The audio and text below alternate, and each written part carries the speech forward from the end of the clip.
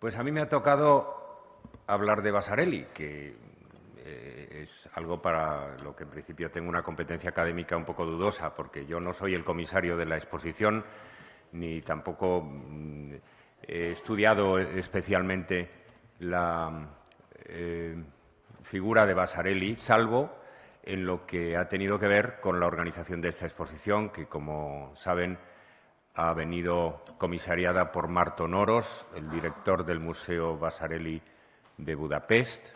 La exposición incluye el número más significativo de préstamos de ese museo, Vasarely de Budapest, aunque también hay obra del Museo Vasarely de Pest, de la Fundación Vasarely de Aix-en-Provence y de algunos coleccionistas privados.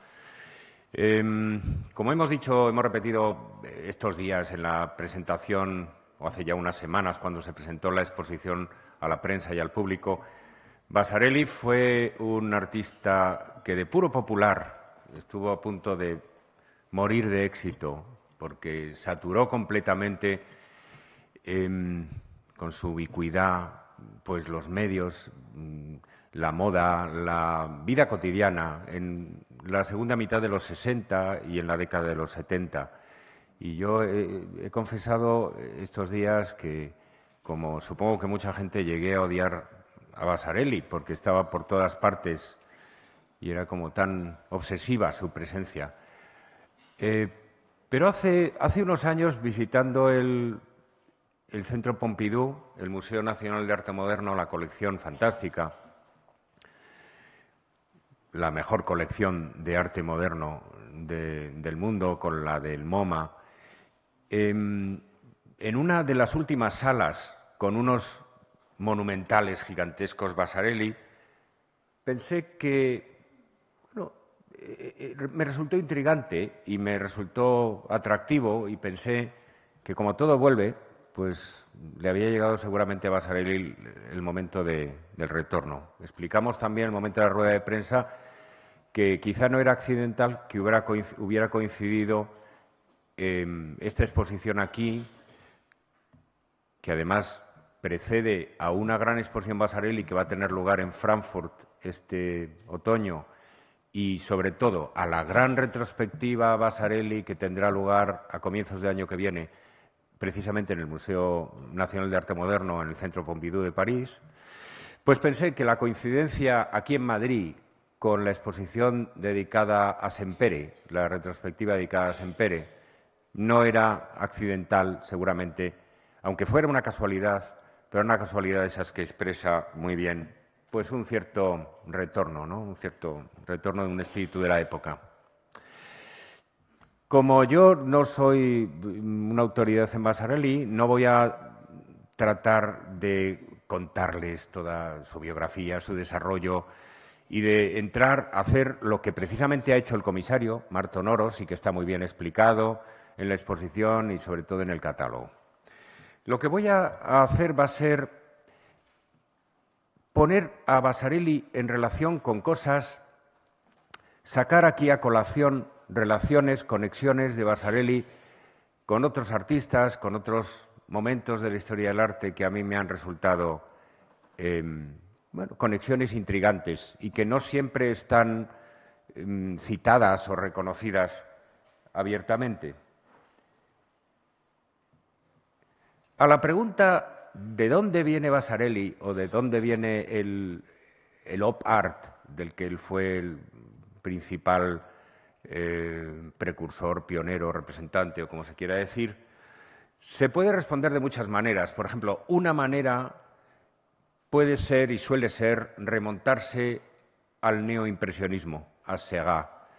Y efectivamente, en el op, por aquel de la vibración cromática, por el cosquilleo de la retina, por la obsesión retiniana que hay en el op art, se le puede entroncar con esa tradición impresionista y sobre todo divisionista, neoimpresionista de Degas, Signac y sus amigos. Pero yo creo que el antecedente inmediato del trabajo de Vasarely y de los que, junto a él, en su generación, anunciaron lo que luego sería el op art, el cinetismo y otras formas de la abstracción perceptual que llegaron a su madurez en los años 50 y 60, el antecedente más inmediato tendría que ser Picasso. Y, cómo no, los arlequines de Picasso. Yo creo que aquí empieza mucho del juego perceptivo, del juego de ruptura de figura y fondo, de reversibilidad de figura y fondo, que caracterizará al OP y a la abstracción perceptual. Saben ustedes que la figura de Arlequín es una figura que está partout en Picasso, por todas partes, desde muy pronto hasta muy tarde y bajo muy diversas formas, porque es una figura, es un avatar del propio artista, es un alter ego, una máscara del propio Picasso con el que se representa en muy diversos momentos y en muy diversos estilos de su carrera. Pero hay un momento particular que es el momento del cubismo sintético, de la evolución tardía del cubismo sintético, entre el 15 y el 17 en principio, cuando el arlequín aparece identificado con ese patrón visual que llamamos a veces arlequinado, que es de rombos y que rompe el perfil de la figura con un patrón que es como op art avant la lettre, ¿no? En el arlequín del MoMA de finales de 1915 se ve muy claro. Es un arlequín que sostiene un panel con lo que se ha identificado como un autorretrato del propio Picasso. Hay una silueta ahí inacabada, que sería la del propio Picasso. Y el otro arlequín, el del Centro Pompidou, un poco posterior, pues fíjense que es del 17, es el año de la pasión de Picasso por Olga, es Arlequín, son como las bodas de Arlequín, ¿no? Entonces también es biográfico, también es autobiográfico. Y allí el arlequinado no está tan explícito, el traje de arlequín romboidal no está tan explícito, pero todo el cuadro se ha convertido en una especie de arlequinado de claro y oscuro, de formas de contornos agudos, formas poligonales, que, digamos, hacen difícil reconocer las siluetas. Las siluetas aparecen un poco como enmascaradas, o por decirlo mejor, como camufladas en ese arlequinado. Ahora enseguida hablaremos del camuflaje. Perdón, ya no sé cómo. He apagado los focos, ya no veo ni lo que aprieto. Junto al arlequinado, junto a los rombos del traje de Arlequín, el otro paradigma que podríamos encontrar en el desarrollo del cubismo, el otro precedente figurativo para los patrones del op art sería el damero. El damero es un motivo figurativo muy poderoso en el arte de las vanguardias, en las dos primeras décadas del siglo XX en particular, y convive con el traje de Arlequín. Por ejemplo, en la obra de Juan Gris también está un poco por todas partes. He traído solamente dos, pero se podían encontrar hasta decenas de imágenes donde de un modo u otro está o el damero o el traje de Arlequín superpuesto en uno de esos planos semitransparentes, rompiendo la dinámica normal de los perfiles, de las formas, introduciendo ese ritmo como de jazz que hay en este cubismo sintético colorista avanzado, ¿no? Literalmente, Vasarely adopta los motivos figurativos del arlequín y del tablero de ajedrez nada menos que en 1935, o sea, muy pronto.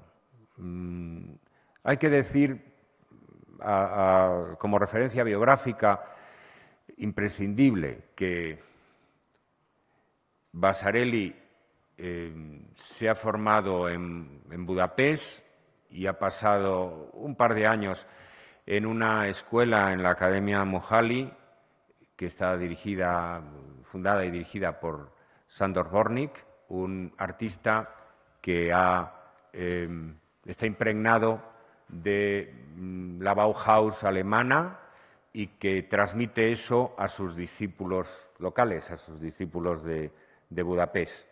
De ahí, en 1930, Vasarely salta a París, donde va a vivir del diseño gráfico, del diseño publicitario, sobre todo, de carteles, de logos, etc. Se ha hablado mucho de la revolución del diseño gráfico en el siglo XX, pero a veces no se subraya lo suficiente hasta qué punto el diseño gráfico en determinados momentos ha producido una auténtica revolución en el terreno de la pintura, en el terreno de las que todavía llamamos las artes mayores, las bellas artes. Uno de esos momentos, por ejemplo, es la Bauhaus, otro sería la revolución plástica visual que se produce antes y después de octubre en Rusia, antes y después de la Revolución de Octubre. Otro momento, mucho más tardío, sería el op y antes aún el pop, con Andy Warhol, que por otra parte también era, como ustedes saben, alguien formado, entrenado en el lenguaje del diseño gráfico y que exporta a la pintura muchas de sus recursos, de sus trucos, de sus simplificaciones, las simplificaciones brutales del lenguaje del diseño gráfico, llevadas a la pintura. Entonces, Arlequín es una figura casi invisible, como reducida a un movimiento en un campo de ajedrezado, a una silueta apenas perceptible ya, y el tablero de ajedrez pues, plantea el conflicto entre un tablero de ajedrez descrito, reconocible, y todo ese fondo ajedrezado con el que compite y con el que entra como en una serie de coincidencias y asincronías.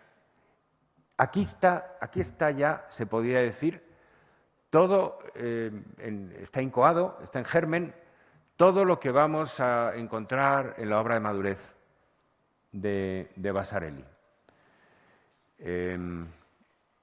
Aunque Vasarely dará muchas vueltas antes de desarrollar su obra de madurez, por supuesto. Junto al damero y al arlequín, junto al ajedrezado y el arlequinado, hay una figura que aparece en los años 30, un motivo figurativo que aparece en los años 30 en la obra de Vasarely, que es muy característico de él y al que dedica varias obras, y no solo estas. En la exposición tenemos el dibujo de las cebras del 39, y he traído este otro, también de cebras amorosas. Y es un motivo que, como el del arlequinado y el tablero de ajedrez, evoca el camuflaje militar, la preocupación que entre los años 10, 20 y 30 se desarrollan los artistas visuales acerca del modo de hacer desaparecer los objetos, las figuras en su entorno, y que tiene mucho que ver con el trabajo de esos artistas en los departamentos de camuflaje de los ejércitos de las dos guerras, pero sobre todo de la Primera Guerra Mundial, de la Gran Guerra, ¿no? El listado de las cebras es literalmente un caso de camuflaje animal, de camuflaje biológico, porque esa coloración disruptiva sirve a las cebras, supongo, que para desorientar o para despistar a sus depredadores. Es un camuflaje paradójico, como siempre se dice, porque no es que las haga menos visibles, pero supongo que Su eficacia evolutiva, adaptativa, debe de consistir en que en el momento de la persecución un objeto listado tiene un perfil menos claro para saltar sobre él o incluso puede marear, despistar, desorientar al depredador que lo persigue, ¿no?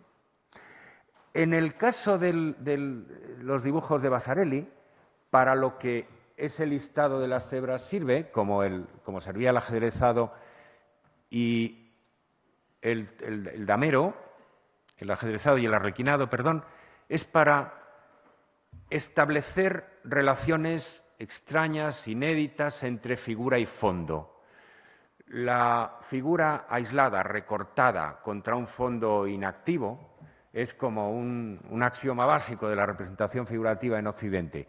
Mediante este tipo de patrones de que alternan, muy contrastados, que alternan el claro y oscuro, se rompen los contornos de la figura, se crea una homogeneidad en el plano, una unidad en el plano, y los contornos de la figura se convierten en en un incidente menor dentro de lo que pasa a ser más importante para el artista, que es la organización global de la superficie pictórica. Eso es lo que domina en estos dibujos. Lo que tenemos aquí es un patrón gráfico coherente para toda la superficie pictórica.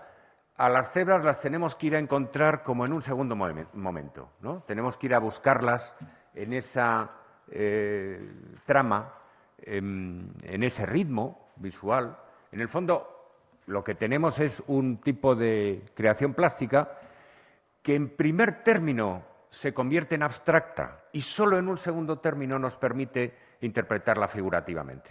O sea, los requisitos, las condiciones abstractas de la organización formal de la imagen han pasado a primer término y, en cambio, la representación figurativa se ha convertido como en un segundo pensamiento, en algo a lo que llegamos solo en un segundo paso.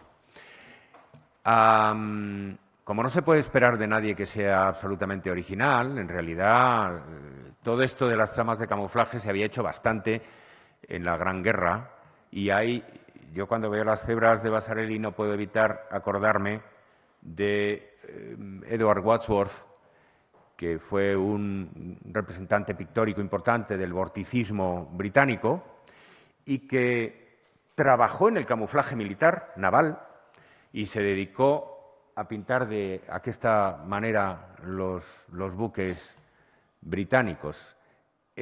Todavía se discute el éxito, la eficacia, como para hacer menos reconocibles los buques que estas pinturas tenían, porque se pintaban efectivamente así los barcos. Y los artistas no escondían que su inspiración era cubista. En un momento de 1915, dice Cocteau que tomando café en el Boulevard, Picasso le dijo: si quieren hacer a sus ejércitos invisibles, estamos en plena Gran Guerra, no tienen más que vestirlos de arlequines, ¿no? Hay muchas referencias en las tertulias cubistas a este posible uso disruptivo de la forma para hacer menos reconocibles los objetos que podría tener el lenguaje plástico cubista. Gente como Wadsworth y sus equivalentes franceses en el ejército francés aplicaron esas nociones. Lo interesante de Wadsworth es que, por ejemplo, en la gráfica lo lleva esto al borde a veces de la abstracción, un poco de la misma manera en que lo haría más adelante en Vasarely.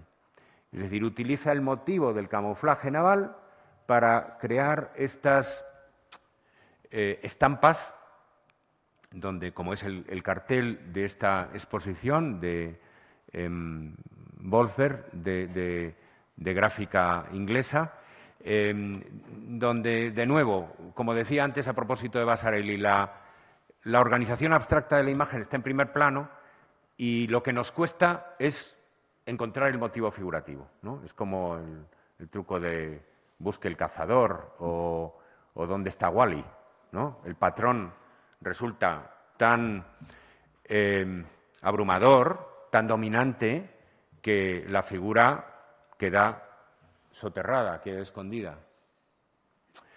Bueno, cuando esto pasa a convertirse verdaderamente ya en un proceso de organización abstracta, es con, probablemente habría que imputar a Joseph Albers, este artista que estuvo en la Bauhaus y que luego desempeñó un papel importante también como pionero de la abstracción en los Estados Unidos, en el exilio, y terminaría convirtiéndose, junto con el propio Vasarely, en una figura clave de la exposición que lanzó el Op Art, porque la exposición de William Sage de Responsive Eye de 1965 tenía una de sus figuras, la figura europea era Vasarely, pero la figura local más conocida, figura en América más conocida, era la de Joseph Albers. Bueno, pues Albers hacía en 1931, con este patrón de líneas engrosadas o adelgazadas, estas muy remotas sugerencias figurativas. Tiene un título figurativo, al fin y al cabo, la obra, pero cada vez más lejano, más como pretexto, de la que yo creo que bebieron las naissances de Vasarely del comienzo de los años 50, que juegan un papel muy importante, esta serie de dibujos, en el momento en que cuaja su interpretación del arte cinético, de lo que él llama arte cinético, y luego vamos a llamar op art, ¿no?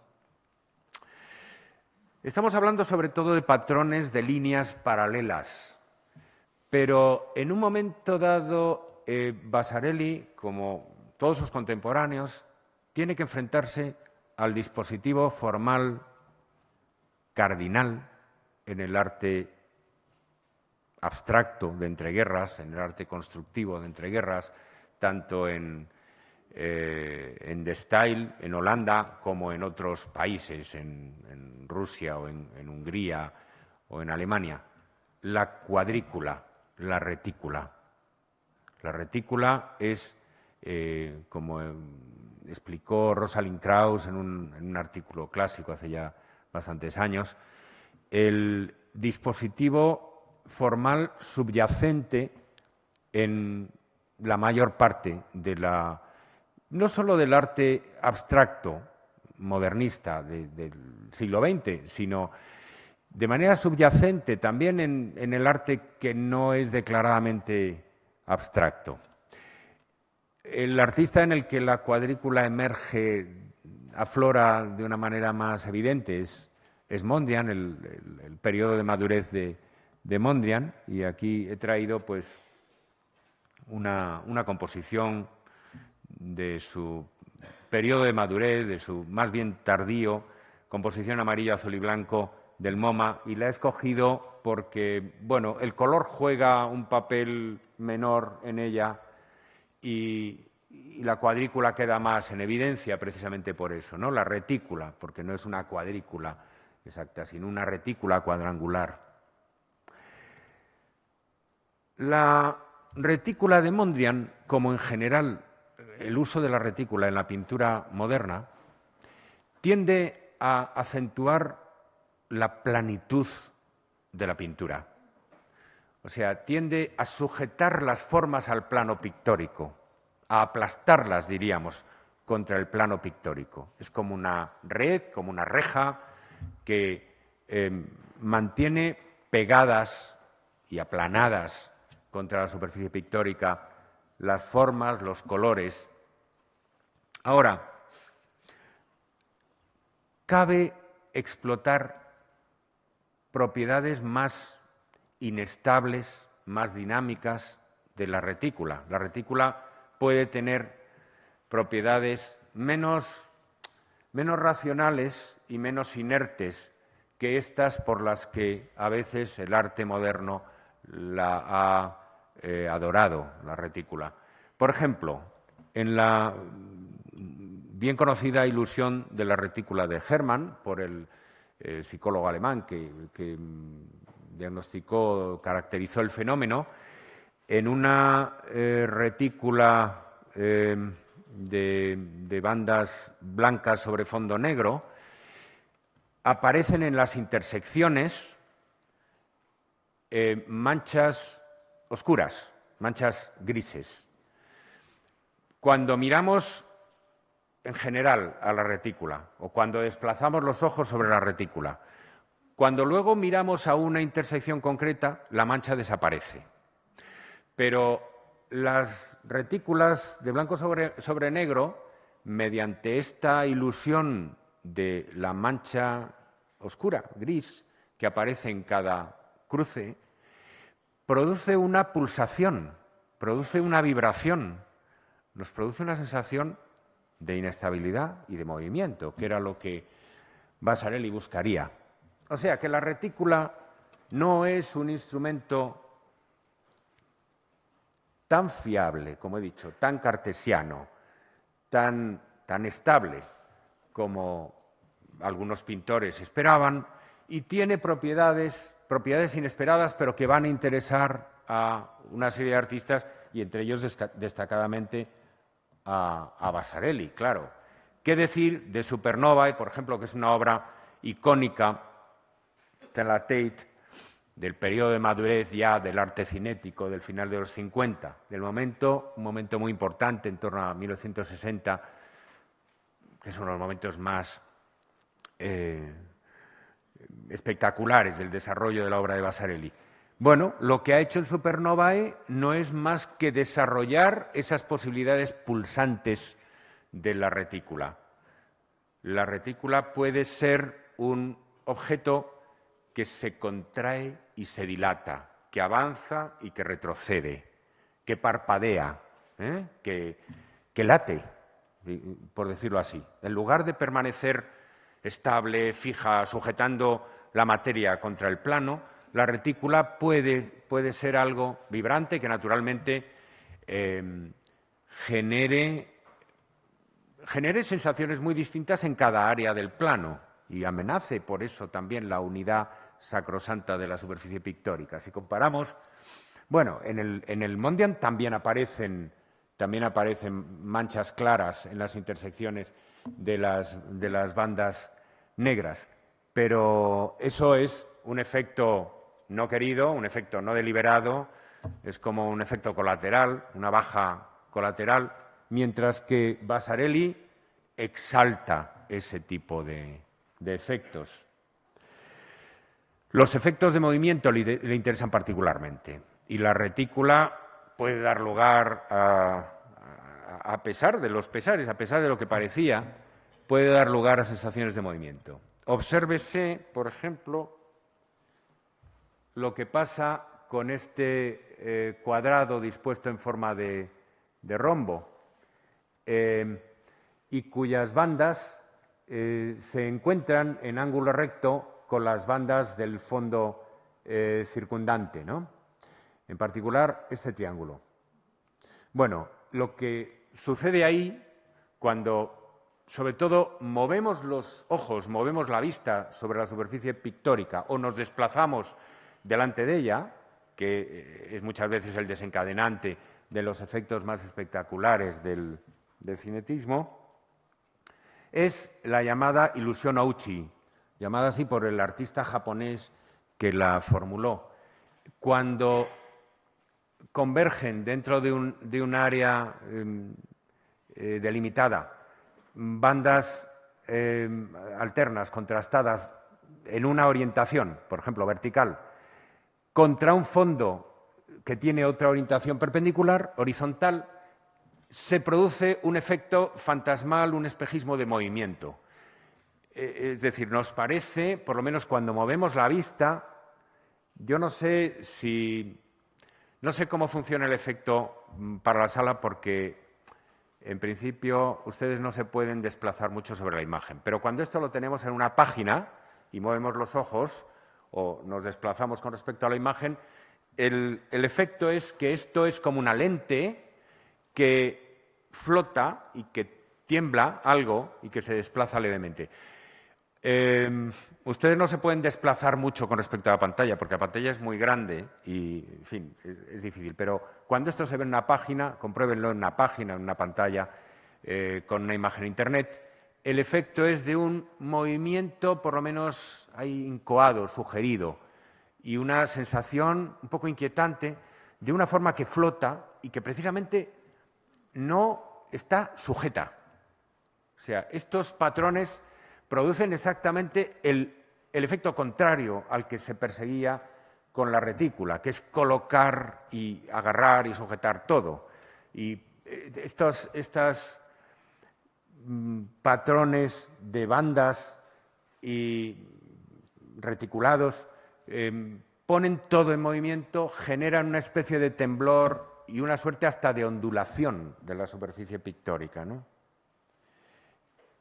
En fin, en su trabajo gráfico, incluso desde los años 30, Vasarely había descubierto otra posibilidad de la cuadrícula. La cuadrícula,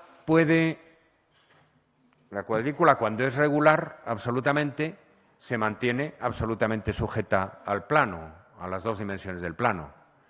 Pero si alteramos de manera proporcional las dimensiones, las rutas de las líneas paralelas que integran la retícula, combándolas, aumentando, disminuyendo las áreas de los pequeños cuadrángulos formados por la retícula, que integran la retícula, ¿qué obtenemos?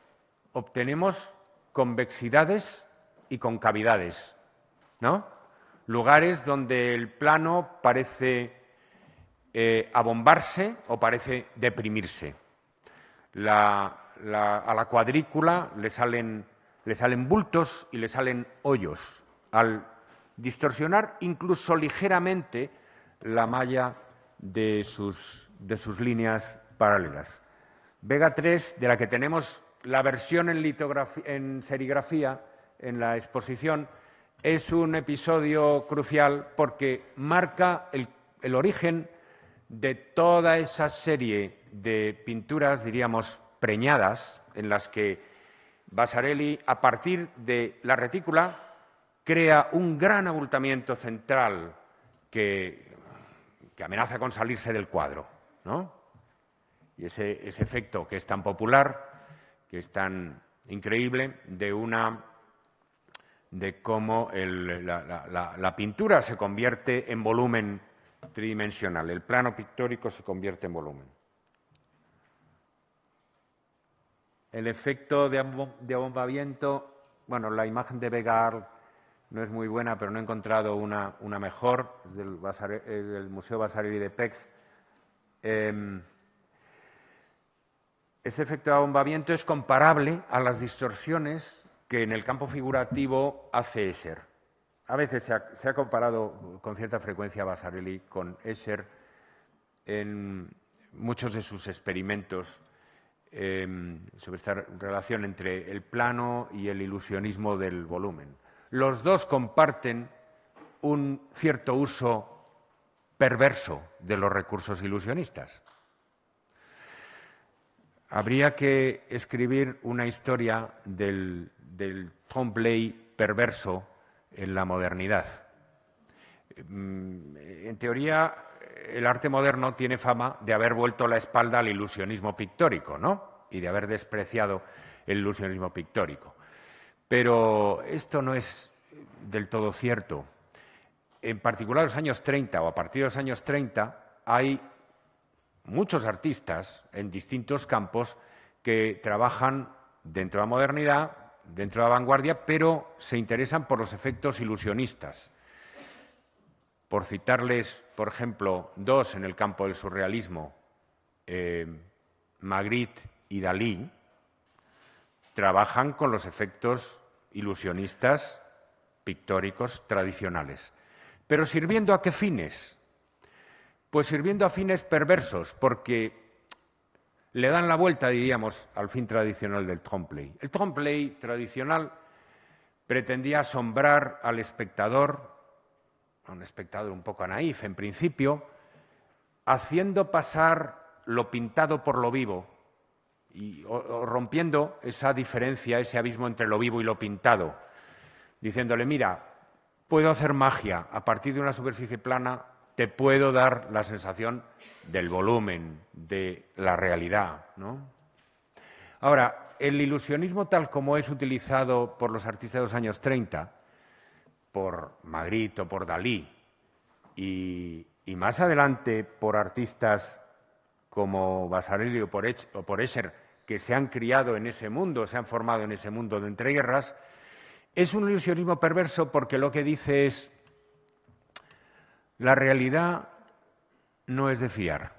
Lo que llamamos realidad es algo sumamente incierto y yo puedo hacerte creer lo que sea y te puedo hacer pasar por realidad algo que es absolutamente imposible o paradójico o absurdo. Escher o Vasarely están en esa herencia de este ilusionismo perverso que es el ilusionismo, digamos, del descrédito de la realidad. Dalí lo dijo en algún momento, en esa época gloriosa de su llegada a París, cuando le preguntaban por qué utilizaba los recursos del trampantojo, del trompe-l'œil pictórico, y dijo que el propósito de su pintura era mediante la fotografía a mano, mediante esa pintura pues relamida, amanerada y minuciosísima en la reproducción de los efectos ilusionistas, era la demolición de la creencia, de la fe, de la certeza en la realidad. O sea, lo que ellos querían era minar la confianza del público, del espectador, en lo que llamamos real, ¿no? Eso, Escher y Vasarely también lo consiguen muchas veces mediante fenómenos visualmente paradójicos. Entramos como en la gran serie de Vasarely, la más popular y también la que mejor representa su tratamiento perverso del ilusionismo y de la retícula. Es doblemente perverso, como ya les he venido diciendo, en el sentido de que, por una parte, utiliza la retícula moderna para aquello para lo que no debía utilizarse, para lo contrario de lo que los artistas modernos como Mondrian la utilizaban, los artistas abstractos canónicos, y utiliza el ilusionismo también para un propósito pues muy extraño, porque para empezar, un ilusionismo abstracto, ya me dirán ustedes, el ilusionismo siempre ha sido figurativo y siempre ha tendido a reforzar nuestra confianza en que pues una botella es una botella, una manzana es una manzana, un pedazo de pan es un pedazo de pan, una tela es una tela. Y este es un ilusionismo de un mundo irreconocible, de un mundo radicalmente no familiar, de un mundo abstracto, en el que lo único que permanece es la sensación de las coordenadas tridimensionales, pero sometidas a veces a una notable violencia, ¿no? El fondo es la retícula, pero a la retícula le sale este enorme forúnculo, esta enorme protuberancia monstruosa, estrictamente continua y que va cambiando de color. Aquí todavía, en Vega Nord y en Vega Sem, tenemos una retícula de cuadrángulos distorsionados. Pero entonces Vasarely empieza a aplicar su sistema. El arte de madurez de Vasarely se caracteriza por tres rasgos que comparte con el minimalismo y con otros movimientos abstractos del siglo XX. En primer lugar, es no relacional. A diferencia de, hemos visto antes la retícula de Mondrian y observarán ustedes que es una retícula no simétrica, ¿no? Donde no hay un eje central, estas dos bandas que están más próximas al centro están más próximas entre sí también, y aquí faltaría una banda vertical en este lado. Mondrian detestaba, aborrecía la simetría, porque pensaba que la misión del artista era crear equilibrio entre cosas distintas, crear equilibrio entre lo grande y lo pequeño, entre lo oscuro y lo claro, entre un color y otro, crear unidad a partir de la diversidad, mientras que la simetría es, digamos, unidad en la unidad. Era demasiado mecánico, demasiado automático para Mondrian. Pues bien, Vasarely es no relacional en el sentido de que no busca construir relaciones de equilibrio entre formas diversas, sino que acude a la simetría. Digamos, no compone, se ahorra los problemas de composición poniendo una cosa en el centro o poniendo un eje en el medio de la imagen. Esa es la primera característica, lo no relacional y el predominio de la simetría. La segunda característica del arte de madurez de Vasarely sería, que está muy patente en estas obras, la modularidad. Toda la creación de Vasarely se construye a base de pequeñas células, de pequeños alveolos, de pequeñas teselas, diríamos, y luego vamos a hablar de los mosaicos. Y la forma geométrica de esas teselas, de esas unidades, está relacionada con la forma del todo. Entonces, por ejemplo, las pequeñas unidades, los alveolos cuadrangulares, reflejan el formato cuadrangular del cuadro, ¿no? Y en otros casos, por ejemplo, aquí, las formas circulares o elípticas de las células, que están dibujadas en cada célula, reflejan la figura de la esfera que domina, o la semiesfera, que es el tema del cuadro. Aquí hemos pasado entonces de los cuadrángulos, aunque el cuadrado está latente, enmarcando, los círculos están todos escritos en cuadrángulos, está latente, pero lo que está más visible es las formas circulares o elípticas. Entonces he citado dos características del arte de madurez de Vasarely que a mí me parecen cardinales: lo no relacional y lo modular, la formación está por pequeñas unidades, por pequeños alveolos, pequeñas celdillas. La tercera característica es el carácter sistemático. Vasarely es un artista sistemático, como lo serán los minimal, en el sentido de que tiene un programa y explota sistemáticamente todas sus posibilidades. O sea, cuando plantea el mundo de su universo de Vega, que el título viene de la estrella más brillante, ¿no?, del hemisferio norte.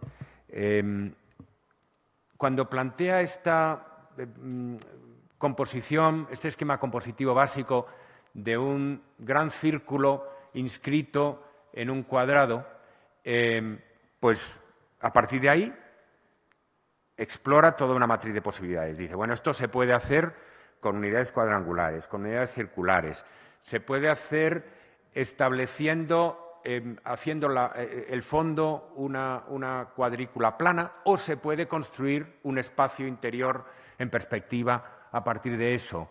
Se pueden variar los colores, se pueden invertir los colores. Hay infinitas posibilidades para ir explorando las diferentes combinaciones, y de aquí salen tantas variaciones musicales, diríamos, como queramos, ¿no? Estas dos en particular, Dauve y Emota, que no están en la exposición, evocan los mapamundis, ¿no? Tienen un tipo de proyección que evoca los mapas del mundo, el modo en que las líneas se curvan en los polos, digamos, y se relacionan con la cuadrícula del fondo. Los espacios interiores, la perspectiva en profundidad y la perspectiva en relieve se combinan sistemáticamente en todas sus posibilidades de maridaje, diríamos. El desarrollo de la serie Vega a lo largo de los años 70 va en el sentido de una complejidad creciente, una complejidad cada vez mayor y de una continuidad cada vez mayor.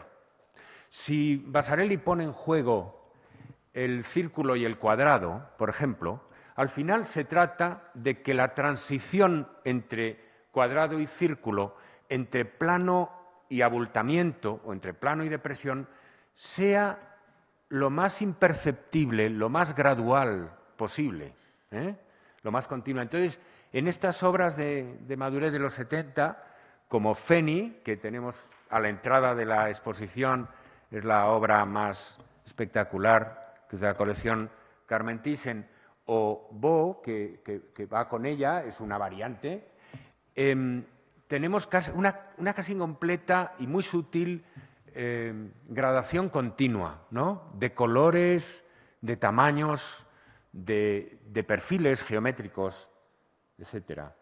De manera que la geometría en Vasarely se va volviendo cada vez más fluida y más metamórfica. Esa es una de las razones, entre muchas, por las cuales Vasarely también resulta algo herético dentro de la tradición de la abstracción, porque la tradición de la abstracción geométrica ha sido siempre muy diairética, muy de separar las cosas. Esto es un cuadrado y esto es un círculo, y entre ellos puede haber relaciones, pero tiene que haber claridad. No son lo mismo. Y Vasarely trabaja siempre con las transiciones, con los estados, con las transformaciones de unas cosas en otras. Y por eso hay un cierto espíritu surreal en él, aunque no lo parezca, aunque sin figuras. La figura fetiche, el polígono fetiche de Vasarely, y que domina buena parte de su obra de madurez, de los 70 hasta su muerte, es el hexágono, pero un cierto tipo de hexágono. ¿Por qué el hexágono? El hexágono es ideal para Vasarely porque es el polígono potencialmente más ambiguo entre la segunda y la tercera dimensión. Cuando el hexágono se divide mediante esta tripartición, se convierte en un cubo en perspectiva, ¿no? Fíjense que hay una armonía predeterminada entre el polígono hexagonal y el cubo, porque el cubo tiene 6 caras y el hexágono tiene 6 lados, ¿no? Bueno, pues esto es un hexágono, pero a la vez lo vemos cuando está partido en 3, como, y ante esos 3 rombos, lo vemos como un cubo visto desde uno de sus vértices. Ese va a ser la célula, la unidad modular más frecuente, más ubicua en la obra de madurez de Vasarely, la que le sirve para construir prácticamente todo. Bueno, esta obra la tenemos en la exposición, expresa muy bien eso. Lo que él le llamaba el cubo de Kepler, pero en realidad esto solo era él quien le llamaba cubo de Kepler. Es un cubo en perspectiva que tiene el contorno de un polígono, de un hexágono regular. La Fundación Vasarely fue construida en los años 70 con diseños del propio Vasarely, se le encargó a 2 arquitectos, con estos alveolos hexagonales, que naturalmente evocan la colmena. Entonces estaban muy de moda en la arquitectura, porque hay una boga en los 70 de esa arquitectura de crecimiento modular, de utopía colectivista Hay un libro de Juan Antonio Ramírez que le recomiendo, que publicó hace ya un par de décadas, sobre la colmena y las abejas y como modelo, como paradigma en la arquitectura moderna, ¿no? Y este es uno de tantos casos en los que se da ese... Si examinamos, por ejemplo, ese tipo de obras, esta está en la exposición, la de la izquierda, la de la derecha no, pero son parte de la misma serie, ¿no? Observamos que todo el fondo está constituido ya no por cuadrados, como antes en las matrices de antes, en las retículas de antes, o por círculos, sino por estos hexágonos divididos en tres que, además por el coloreado de sus caras, se convierten en pequeños cubos, pequeñas prominencias en forma de cubo. Y las protuberancias, las grandes protuberancias, estas pregnancias, estos embarazos de la superficie pictórica en los que concentra toda su energía el Vasarely tardío, tienen ese relieve cúbico. A veces los hexágonos aparecen, digamos, sin división interna y producen más el efecto de celdillas vacías, produce más el efecto de hueco, y otras veces, en cambio, se mantiene este volumen agresivo del hexágono tripartido, ¿no? Dividido en tres. Fíjense qué diferente es el efecto y qué pequeña es la modulación, qué pequeña es la modificación que hace Vasarely. Estas son dos obras que están en la exposición, las dos basadas en esa retícula hexagonal, pero de un efecto ilusionista cúbico muy pronunciado. ¿A qué recuerda más todo esto? Bueno, Ion es una serie desarrollada entre los 60 y los 70, donde la retícula de fondo, la retícula hexagonal pero ilusionista, aparece casi sola, solo ligeramente modulada. ¿De dónde viene todo esto? Bueno, a mí lo que me recuerda inmediatamente son pues, los suelos de mosaico, ilusionistas, originalmente romanos, o supongo que aparecerían antes en el mundo helenístico, pero que han sobrevivido hasta nuestros días, ¿no? En el siglo XIX hay muchísimos pavimentos en todas partes, por ejemplo, en el distrito 19 en París, muchísimas casas y tal tienen este tipo de pavimento hexagonal, pero de cubos ilusionistas, dividido en tres. Es exactamente el tipo de retícula, el tipo de estructura que Vasarely adoptaba. Voy a terminar hablando de esta conexión remota, pero intrigante, entre Vasarely y los viejos mosaicos, porque yo creo que al final nos puede enseñar algo que quizá nos sirva para interpretar a la obra de Vasarely y llevarlo algo más allá de del mero juego formal, del mero dispositivo formal. En los mosaicos romanos, he traído mucho material de los mosaicos romanos de Antioquía, que están mucho en el Museo Getty y en el Museo de Baltimore.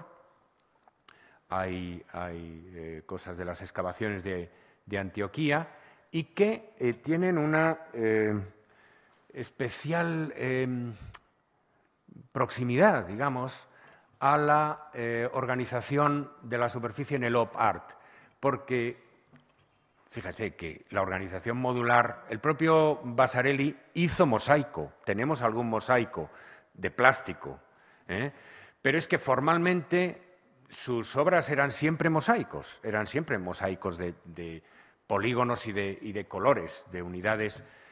Tenían como un cálculo previo y luego una organización, una macroorganización a partir de esas unidades.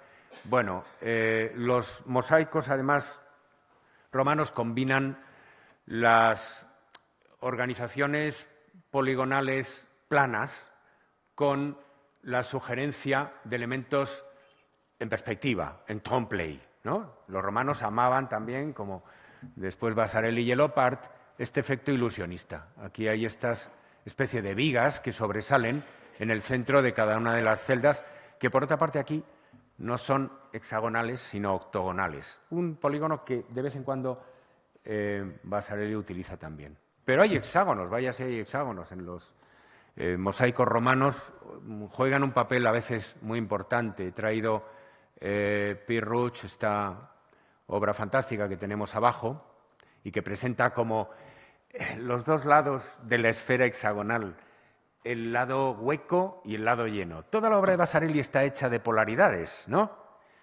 La figura y el fondo, lo lleno y lo vacío, lo claro y lo oscuro. Y he traído este mosaico de la Getty. Bueno, es el panel central de un mosaico, de un pavimento de mosaico, con Orfeo y los animales alrededor. Fíjense qué maravilla. Los animales un poco heráldicos, ¿no? Simplificados, reducidos a... Es como un juego de la oca o algo así, ¿no? Y las 4 estaciones en las esquinas, ¿no? Al final, el clipeus, el escudo, el medallón, parece un balón de fútbol, pero de los de antes, ¿no? Porque es la estructura del balón Telstar, la forma circular con los hexágonos escritos. Pero en Itálica lo tenemos muy cerca esto. La Casa del Planetario, el mosaico más importante del conjunto de Itálica, es lo mismo, pero con las deidades planetarias, ¿no? Entradas en Venus, hay 7 deidades que corresponden a los astros, ya los días de la semana también, ¿no? Hay un esquema que comienzan los mosaicos helenísticos, como ustedes saben, y que se continúa en los mosaicos romanos, que es el de un motivo figurativo enmarcado por un borde, por una orla abstracta, abstracto-geométrica, repetitiva y tal. Pero cuando lo decimos así, pues en realidad ignoramos o pasa a un segundo término el hecho de que la orla abstracta, sobre todo en el periodo imperial, adquiere una importancia que desborda con mucho al motivo figurativo, se convierte en la verdadera protagonista de la escena. Bueno, aparte de que haya también mosaicos que son enteramente abstractos. Pero en esta, fíjense, a mí me fascinan especialmente y, bueno, me ha llevado hasta ellas Vasarely. Estos mosaicos que tienen en el centro una cabeza de medusa y luego un desarrollo, ¿cómo diré?, vertiginoso de triángulos alternos, claros y oscuros, distribuidos en estas curvas expansivas, ¿no? Y en aumento, porque los triángulos van creciendo de tamaño. Esta está en Carmona, ¿no? Y hay muchas más. He tenido que quitarlas al final porque estaba tan metido en lo de las medusas rodeadas de esta especie de floración, de pétalo de 1000 lotos alrededor, este expediente decorativo tan espectacular, tan fascinante que se habla alrededor, que he tenido que quitar de en medio muchos ejemplos, ¿no? Estos dispositivos, muchas veces los estudiosos de los mosaicos se han preguntado, ¿eran meramente decorativos en el sentido estricto de la palabra? Lo que llamamos decorativo es simplemente una organización de las superficies que transmite una sensación agradable, de equilibrio, de armonía, una sensación, si quieren ustedes, de paz. ¿Es simplemente eso, la decoración? La decoración simplemente es un recurso formal que, bueno, pues como por ejemplo la música, sin motivos figurativos, sin significados asociados, produce sensaciones que fisiológicamente nos afectan, sensaciones de ritmo, sensaciones de fluidez, de continuidad. Es solo esto. La misma presencia de, por ejemplo, de Medusa en el centro de muchos de estos de estos escudos, de estos medallones, con un gran desarrollo abstracto, debería llevarnos un poco más allá de nuestro concepto habitual de la abstracción geométrica y de la decoración en general. En Antakya, en Turquía, en la llamada Casa del Mal de Ojo, hay este mosaico romano que es fantástico porque resume, bueno, todos los dispositivos de que el habitante de la casa se armaba contra la envidia, el mal de ojo tan temido, bueno, en Roma y en todas partes, y hasta nuestros días, ¿no? Mi mujer tiene algunas tías que conocían remedios en Extremadura y en Andalucía contra el mal de ojo, ¿no? Y aquí las ha reunido, ha hecho como una antología de todos esos dispositivos, ¿no?